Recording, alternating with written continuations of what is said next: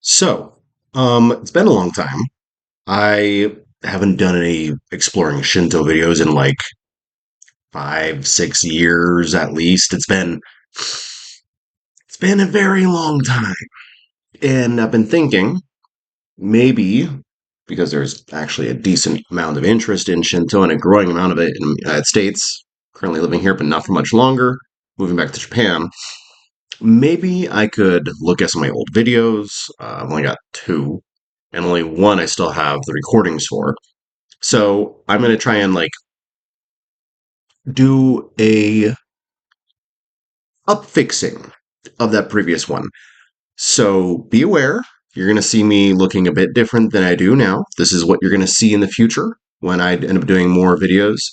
Hoping to kind of explore while I'm here. Maybe a little bit of Shinto in America if I get the time.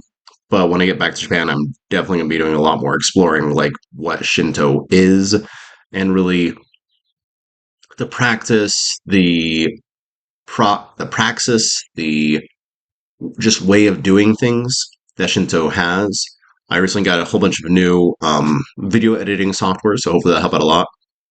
I definitely want to try and get a better camera down the line. That way things will go better. Anyway, the following video is just a really old video I had, and we're just gonna try and fix it up, make it look nicer. So enjoy.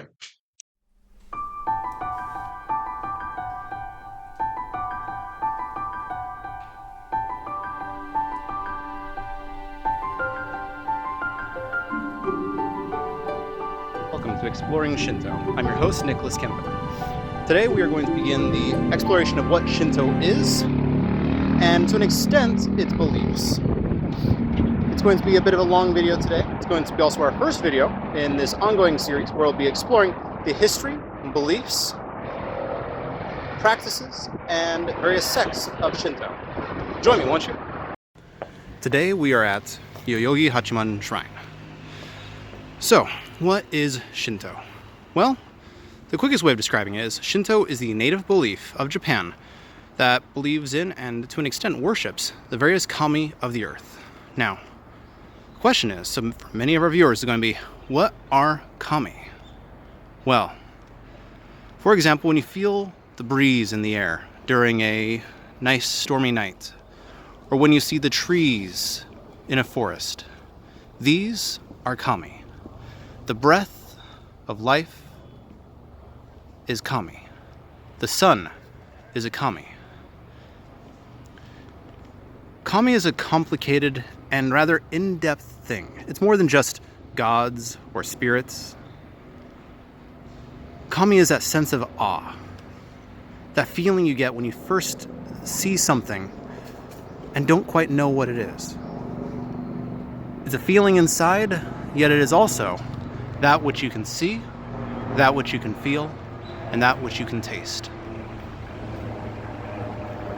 The kami, in essence, surround us. The kami are all around us. And the kami will guide us, and the kami will protect us. But what does that actually mean? And how does Shinto itself really get involved in that? Well, let's explore that question. So Shinto started in the pre-Japan.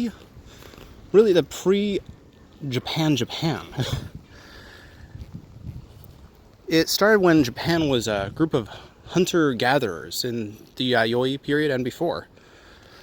But it wasn't called Shinto. It didn't really have a name. It was very much an animistic religion, or an animistic belief, where everything had a spirit. This aspect of Shinto still continues on today. When you look at works of art, be it a sword or a painting, in essence, those things themselves are embodied with a spirit that has been granted to them, both through the hard work of the craftsmen and also through the will of the kami themselves, the items that were made to create the object. Be it the iron ore that would make the sword, which in itself has its own spirit, the will of the craftsman as he forged it, the fire that burned it and purified it, the water that cooled it, all of these things help to imbue within it its own spirit, its own kami. So in essence, kami continues to be enigmatic, something hard to truly and fully describe. Perhaps then, it's best to describe them in multiple ways. There aren't just kami of trees, but there are also heavenly kami and earthly kami. These are two different types of kami that exist within the Shinto faith, and likely come from two different cultures that had merged together in the early history of Japan. When the Jomon period and the Yayoi period really kind of started intermingling, when one was ending and the other was beginning, cultural changes began to take shape, and the Shinto faith slowly began to take shape, going from an animistic religion that was focused more on earthly kami to one that focused a bit more on the heavenly kami and the broader concepts and ideas. As history continued to progress, you began to see introductions of Buddhism, Confucianism, and to an extent Taoism, and each of these religions had an impact on Shinto and on its development.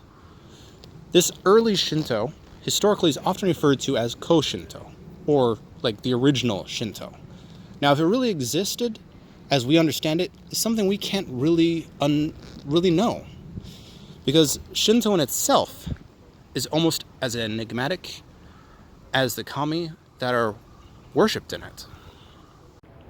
So when we ask, what is Shinto? Perhaps that's the wrong question. Perhaps our question should be, what isn't Shinto? Maybe that too is the wrong question. Shinto itself is a very complicated topic, a complicated subject, which is why I'm going to be dedicating an entire YouTube series and channel to it. Because it can't be answered in just one video. It can't be answered just by giving you a description or telling you what I think it is.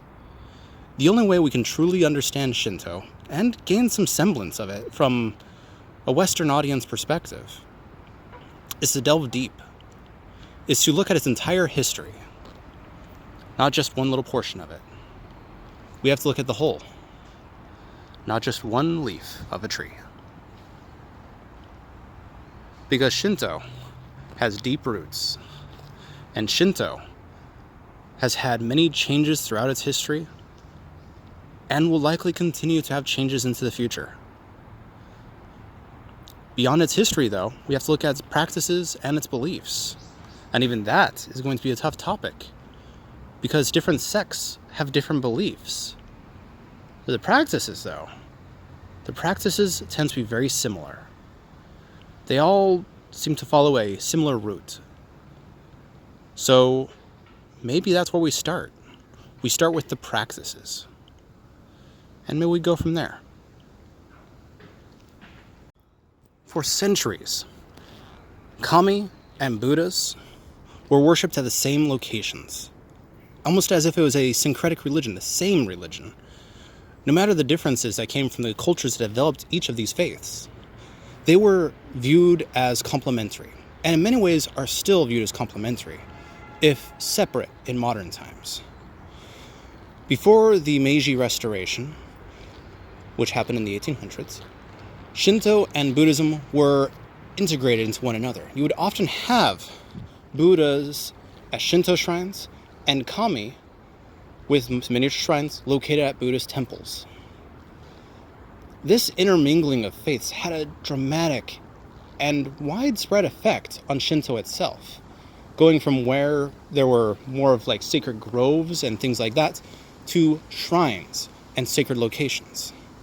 As I've already stated, we are at a shrine today, and down here is the actual shrine. This is the shrine to the Kami Hachiman, who is an enshrined emperor from the legendary period of Japan. The enshrining of people that have passed away, and the enshrining of, be it nature spirits, as they may be referred to in English, and the enshrinement of gods, as we may also refer to them in English, is a common practice within Shinto itself. People, in essence, have kami inside of them. Because when we die, we go somewhere, don't we? Does Shinto give us an answer to where we go after death? That'll be something we'll cover in a later video. But for today, this first beginning, I want to thank you all for joining me, and I hope to see you in the future. Until then. So if you liked today's video, make sure you like, subscribe, ring the bell notification for future notifications, and leave a comment if you would. There's a bike going past me right now, so this shot's gonna be entirely ruined. But I'm gonna keep it in the final product anyway. So yeah, like, subscribe, share, ring the bell notification, and leave a comment. So let's try and see if we can get this, series on the go.